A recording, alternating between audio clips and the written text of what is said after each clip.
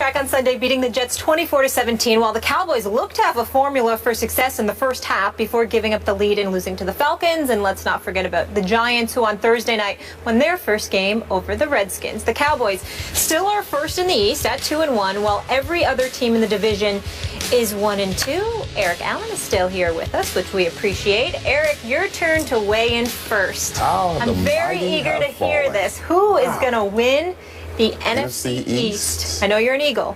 Yeah, listen, Eagles got a big win. That was a huge win.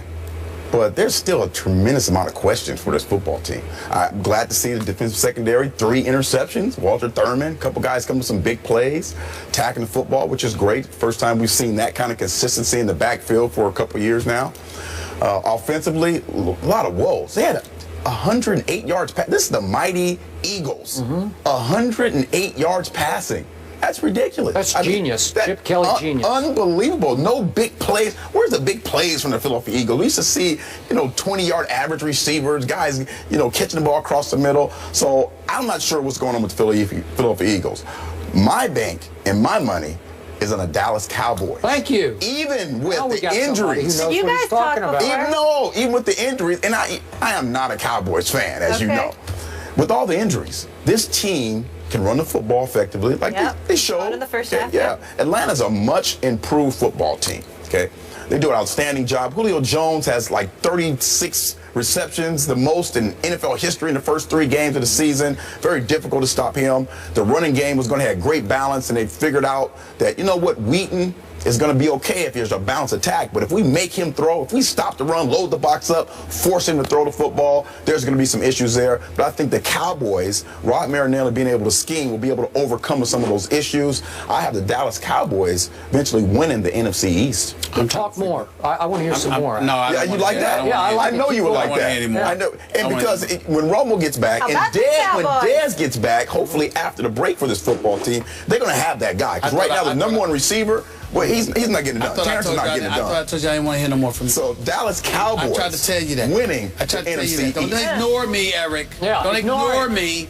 Cowboy hater. In all seriousness, I've conceded a couple of weeks ago that the Dallas Cowboys are going to win the NFC East. Hey, look at that. I said to you, EA comes on the scene. I saw how atrocious the Philadelphia Eagles were. And in fairness to you guys, I haven't been totally revealing. It's not just the way the Eagles look. It's the way some of those guys I still hear feel about Chip Kelly. Now, I'm not going to revisit that, but that was a very, very real problem. It continues to be a very, very real problem with Chip Kelly. Chip Kelly is a guy that some would say they have won in spite of, not necessarily because. Now, there's but so many jobs in the NFL, and they're going to go play for him because people want to play in the NFL. But the Cats ain't excited about playing for Chip Kelly. The mad genius, Mr. Experiment and all of that other stuff. I mean, that star has dimmed considerably. Make no mistake about it.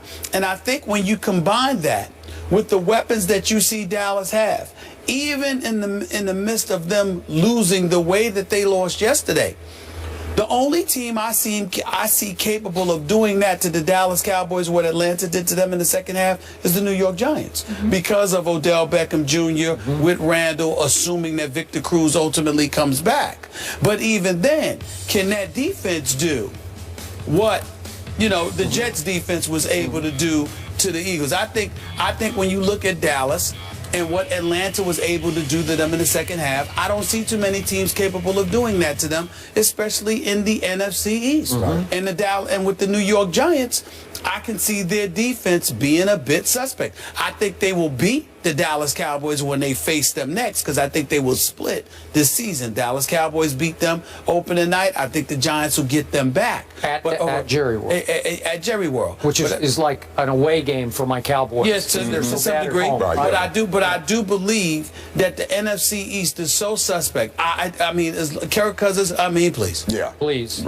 Don't get me started with him. He's allergic to bright lights, okay? He don't want any parts of it. The brighter the lights. I mean, you want to have a shot at winning if you're the Washington Redskins, stay off of national television. Because that way Kirk Cousins will be more than happy to show up You put him under the bright lights, he will shrink like the wicked witch having water poured on him. Wow. That's Kirk Cousins. I'm just done. Maybe he's just trying to do too much. Thank you for that visual. It's just the truth. It's just the truth, okay? Well, we don't want to see him just like go away. You know, like well, that. I'm just saying. She was done. He's you know, she was well, like, I didn't mean it that way. I didn't mean it that way. What I mean is that he's done. Okay, that's all I meant by that, y'all. I'm sorry. I'm sorry. I haven't watched the show in a while, okay?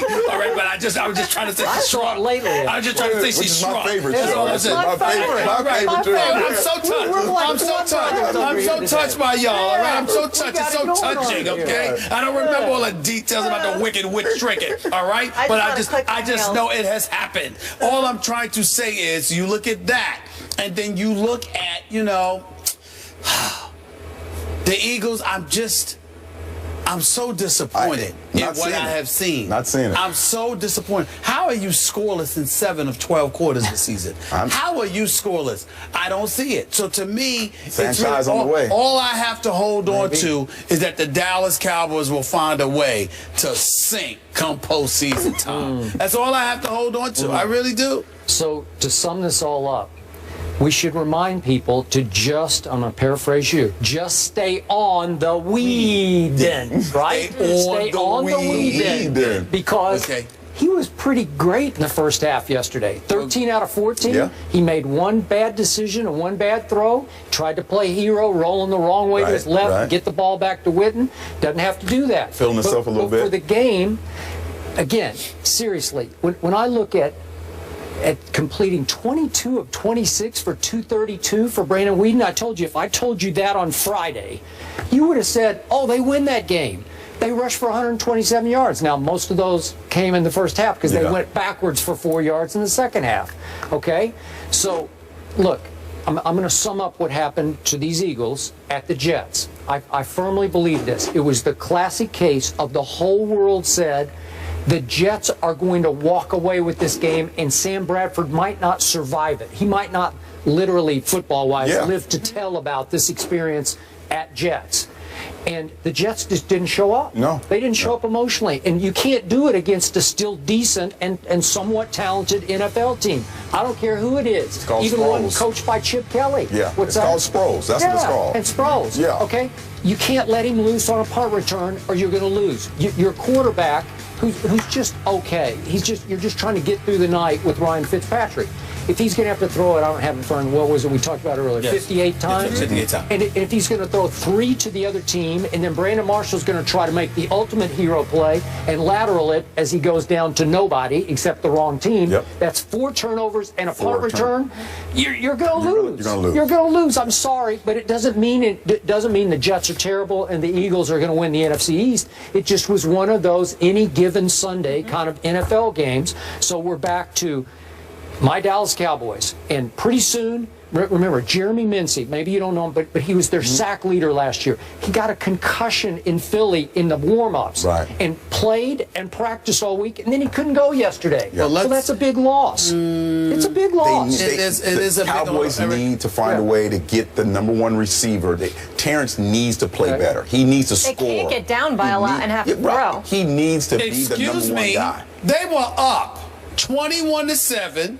28-14 and got shut out in the second half. I don't want to hear something about they need to be up. They lost because they got ramrodded because their defense was suspect when it counted. Now you can jump on that because of the Giants. To throw, Stephen A. That's when they're in trouble. They were running the Giants should be 3-0. Trust me, I believe that. But I get that they're suspect in certain areas, and I can't trust them either. But they could be 3-0. I'm not writing them off. They could, but they're not. And at the end of the day, Skip, here's the bottom line, okay? All of these things that you point out just plays right into my hands. You see, the Dallas Cowboys are elevating in levels of significance because once he's upset this morning. Why? But just give it because they lost. Because he's always heartbroken. I mean, listen, this is the guy that quit on the Spurs and was getting ready to just eradicate his column because the Spurs lost a regular season night and messed up his column one day. This is ridiculous. That's how emotionally get. It's just one night. It's just one night. But trust you me on this. Trust you me. By tomorrow, The smile is going to be back on his face. He's going to be all right. He ain't going to be melancholy. He's going to recapture the momentum, talking about what they're going to do. And trust you me, all of these foolish, ridiculous Cowboy fans, Cowboy Nation, the worst fans in America, by the way, they're going to jump right on the bandwagon. They're going to jump right on the bandwagon, and they're going to sit up there and go like this. We are going to be all right. We are going to be all right. Oh, please. Greg Hardy, Rolando McClain, Randy Gregory, Jeremy Mincy. Let me have them all back and let's see that smile wiped off your face. face. Last comment. I swear that last comment. I swear.